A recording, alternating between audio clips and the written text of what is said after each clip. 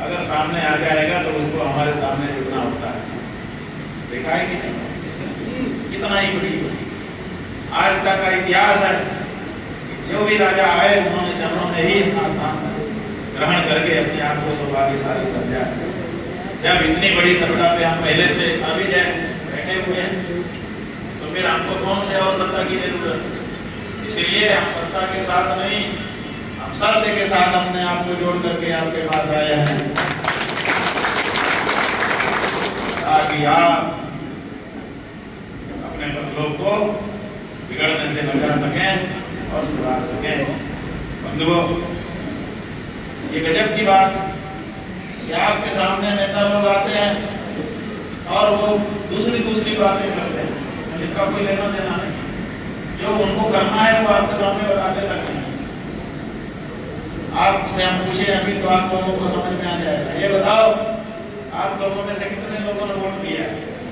किसी पार्टी का नहीं पूछ रहे हैं, वोट दिया है कि नहीं दिया? ये देखिए, लगभग सभी ने वोट दिया।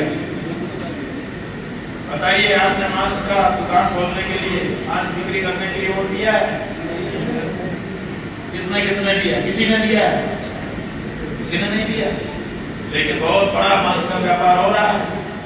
इतना बड़ा कि कह नहीं सकते। पूरे संसार में सबसे बड़ा व्यापार आज उत्तर प्रदेश का रहा है, भारत की नहीं। पूरे भारत में 35 प्रदेश जितना मांस बनाते हैं पशुओं को काट करके, उतना केवल आपका उत्तर प्रदेश बना देता है। बताइए, आपने मांस बेचने के लिए वोट दिया था भारतीय जनता पार्टी को? नहीं दिया था ना? अच्छा, नेताजी ने आपसे पूछा था कि जरा प्रदेश चलाने के लिए हमको पैसे की जरूरत है, हम जरा मांस का व्यापार कर लें? पूछा था? अच्छा, मान लो कुछ भी नहीं पाए, तो जब उन्होंने शुरू कर दिया होगा तो बताया था कि भाई आप लोगों ने हमें वोट देकर के सरकार में बैठाया है, हम आपको बताना चाहते हैं कि हमारी मजबूरी ये हो गई थी जिसके कारण हम ये कर रहे हैं। बताया था? ना तो वो चुनाव के पहले बताते हैं, ना तो चुनाव के बाद बताते हैं, ना व्यापार शुरू करने में पूछते हैं, और ना उसकी सूचना आपको देते हैं। इसका मतलब क्या हुआ? इसका मतलब आप अंधेरे में हो कि नहीं हो? आपका वोट पा करके आपकी सरकार जो कुछ कर रही है उसका आपको पता तक नहीं है। क्या ये फेयर मामला है? क्या ऐसा होना चाहिए? क्या हमारा प्रतिनिधि हमसे बताए कि ना कुछ कर सकता है? बोलो भाई डॉक्टर साहब, हमारा पावर है मिटानी। अगर हम आपको बता दे तो आप हमारे विरुद्ध काम करने लगोगे बिना हमसे बताए, और हमारे विरुद्ध काम करोगे तो वो कानून की दृष्टि से मान्य होगा? हम चींटी को मारना भी पाप समझते हैं, और हमने जिनको वोट दिया वो करोड़ों करोड़ पशुओं को मार करके बेच रहे हैं। बताओ, ये कैसे हो सकता है? इसका मतलब है कि हमारे वोट का बहुत बड़ा दुरुपयोग हमारे नेता कर रहे हैं, और इसलिए इस विषय में हमको सावधान होने की बहुत बड़ी जरूरत है। बोलो, है कि नहीं? अभी तक जितना हमने आपको बताया उससे आपको कुछ समझ में आया कि नहीं आया? हम सही लाइन में बात बता रहे हैं कि बंगला रहे हैं?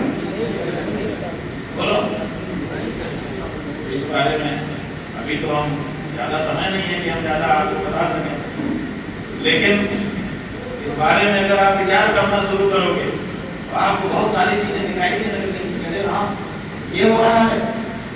तो इसीलिए बहुत संभल करके मतदान करने की आपको आवश्यकता है, और इसीलिए अभी तो तत्काल इस बारे में कानून नहीं बन सकता है, लेकिन हम चाहते हैं कि इस बार के चुनाव के समय में आप एक शपथ पत्र, शर्तनामा अपने पास रखिए। हम बना के भेजेंगे आपको, अगर आप लोग चाहेंगे तो, और नहीं चाहेंगे, कहेंगे कि हमको जो दे रहे हैं ठीक है, तो हमें कोई दिक्कत नहीं। अगर आप अपनी इच्छा से नरक में जाना चाहते हो, गड्ढे में गिरना चाहते हो, हमें क्या दिक्कत है? बस ये ना कहना कि हमको किसी ने बताया नहीं, हम तो इतने के लिए आए, अपने आप को बचाने आए हैं। कल को ये ना कहो कि गुरु महाराज आपको बताया क्यों नहीं, इशारा तो करते थे, तो हम आपको साफ साफ बताने आए हैं, इशारा करते नहीं। उसके बाद आपकी तुझको जो सूझे सो कर, कहना ही अपना काम है। हम अपना काम करने के लिए आए हैं, अपने आप को हम साफ कर ले रहे हैं। अगर आप लोग चाहोगे तो आने वाले चुनाव के समय हम आपको एक शर्तनामा भेजेंगे जिसमें बातें रहेंगी। रहेगी, मूल रूप से बात ये रहेगी कि मैं शपथ पूर्वक मतदाता को ये वचन देता हूं कि मैं मतदाता का हक लेने के बाद कोई ऐसा काम नहीं करूंगा जिससे मतदाता को पाप का भागी बनना पड़े। बोलो मंजूर है कि नहीं?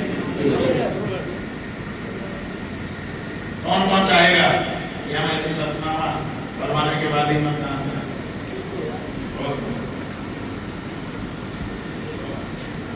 तो ये मूल बात है। 100 करोड़ सनातन धर्मियों के रहते उनके देश में तो हत्या हो, ये बिल्कुल मतलब स्वीकार नहीं किया जाने वाली बात है। और उसमें भी मुद्दा ये कि ऐसी सरकार बन जाए पार्टी जो कहे कि हम तो हिंदू पार्टी है। बताइए, हिंदू पार्टी की सरकार में तो हत्या हो, गाय को पशु कहा जाए, गाय दर भटके, और उसमें भी तुलना ये कि एक व्यक्ति आए और कहे कि मैं तो सन्यासी हूं, मैं तो योगी हूं, मैं तो गिरवा कपड़ा पहनने वाला हूं, उसके राज्य में गौ माता की दुर्दशा हो, क्या ये क्षमा योग्य है? और उसमें भी तुलना ये कि मैं तो गोरक्षपीठ का महंत हूं।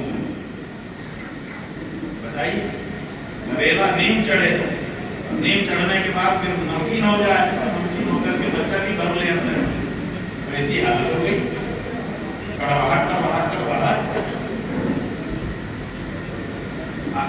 जब तक कोई कहेगा नहीं आपको सोचने का अवसर नहीं मिलेगा। इसलिए किसी न किसी को तो ये बात सामने रखनी थी। लोग डर रहे थे कि हम कैसे कहेंगे तो हमारा ये हो जाएगा, हमारा वो हो जाएगा।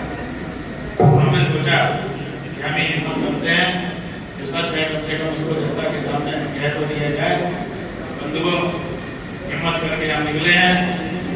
355 से ज्यादा विधानसभा क्षेत्रों में जाकर के अब आज आपके विधानसभा क्षेत्र में आए हैं, आपसे ये बातें शेयर करना है। आगे आपको जैसा उचित विचार करना हो करिए। हमारा ये कहना है कि हिंदुओं को अब एक बात ठान लेनी चाहिए। बीते 78 वर्षों में हमने वो वोट दिए, बिजली के मुद्दे पे, पानी के मुद्दे पे, सड़क के मुद्दे पे, नाली के मुद्दे पे, नाले के मुद्दे पे, जात बिरादरी के मुद्दे पे, धर्म समुदाय के मुद्दे पे, सब तो आजमा लिया। क्या ऐसा नहीं हो सकता? एक बार अपनी गौ माता की रक्षा के लिए वोट दे दिया।